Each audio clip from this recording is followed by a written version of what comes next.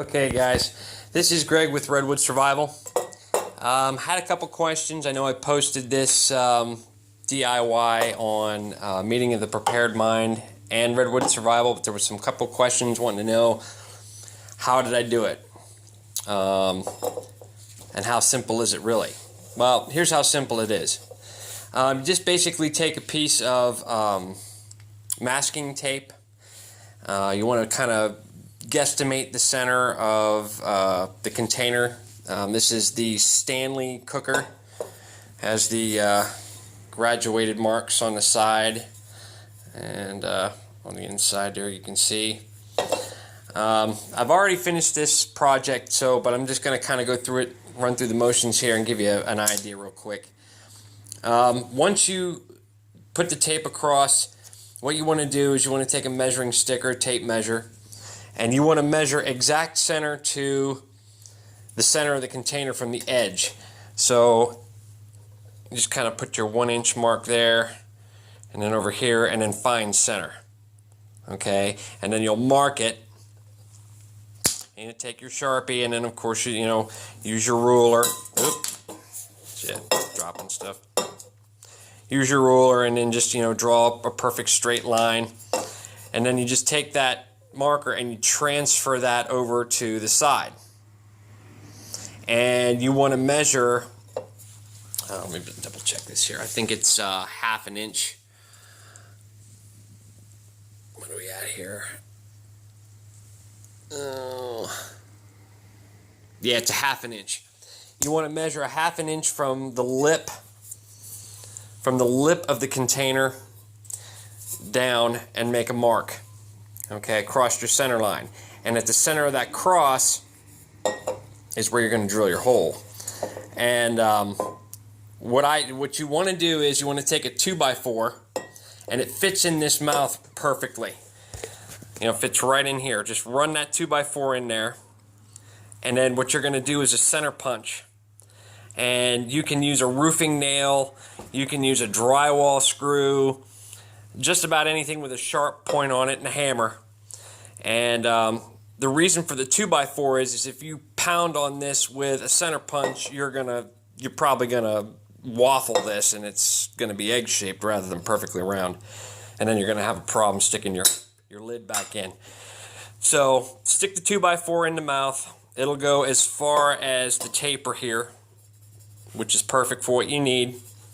Do your center punch, okay, on either side.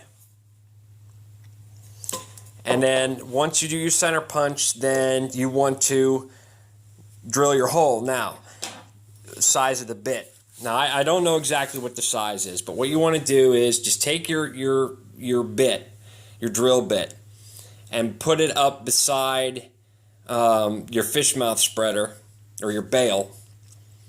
And you want to be about 2 sizes larger than the diameter of the fish mouth spreader or the bail.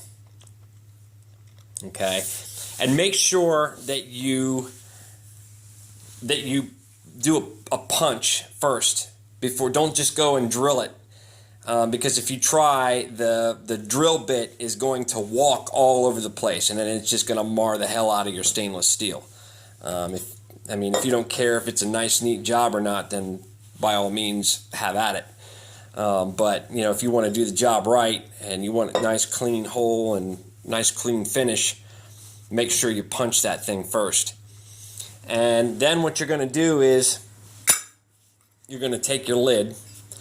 All right, and let's see here. Trying to do this one-handed. Hold on a second.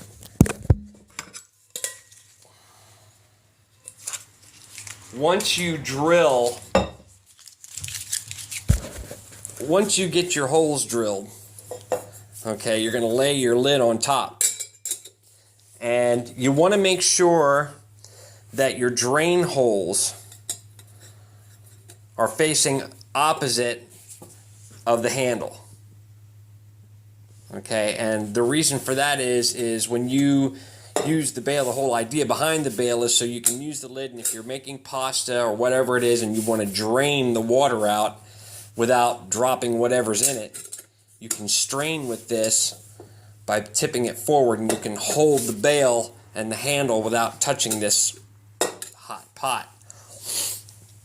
So make sure that this is away from the handle, and then just real simply just come up and just kind of guesstimate, you know, with your pen. Just come right up from the center and straight in, and you're going to take your Dremel tool and you're going to cut halfway up this, you're going to cut halfway up this taper.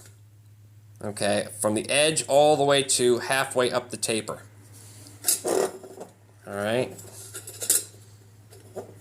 The reason for that distance is because you need, the fish mouth spreader is that long. So I'm trying to do this looking through, looking through the camera. Oh crap, come on. There we go. All right.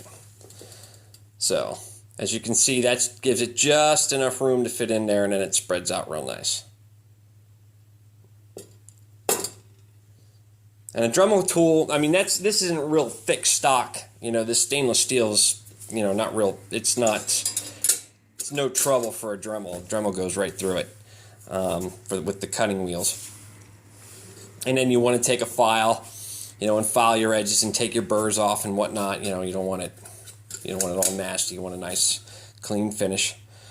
So that's pretty much how that works. And the nice thing about these fish mouth spreaders is, there we go.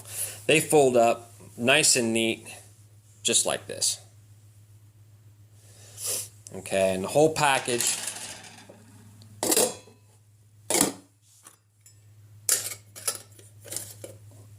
Yeah, this is very hard one-handed. So the whole thing goes together like that.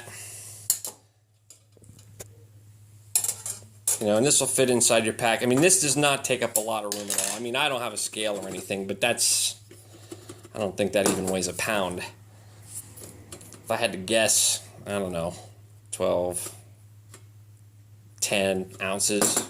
Really not heavy at all. These fish mouth spreaders you can get on eBay for like $5, real cheap. Or I saw a video online on YouTube. A guy took a welding rod and made his own. I figure, you know, $5, save myself the time and, you know, quick and easy. And what's a welding rod cost these days? And depending on what the stock is, they're actually probably cost about as much as this fish mouth spreader, maybe even a little more. I mean, this is stainless steel. It's made for being around water, so it's not going to rust or anything. So that's basically a simple way of just trying to tell you how to turn this cheap little Stanley cooker into a bale. And the nice thing about this too, this is like $15 at Walmart. I think it was $14.95. So if you're on a budget or you just want a great cooker that doesn't take up a whole lot of space and doesn't have a lot of weight, you know, I mean, check it out. I mean, there's a lot of things you can do with these. So, all right, guys. Hope this was informative enough for you. Sorry for the quality of the video. I just kind of slapped this together real quick to give some guys some answers as fast as I could. So, enjoy and have a safe one. Bye.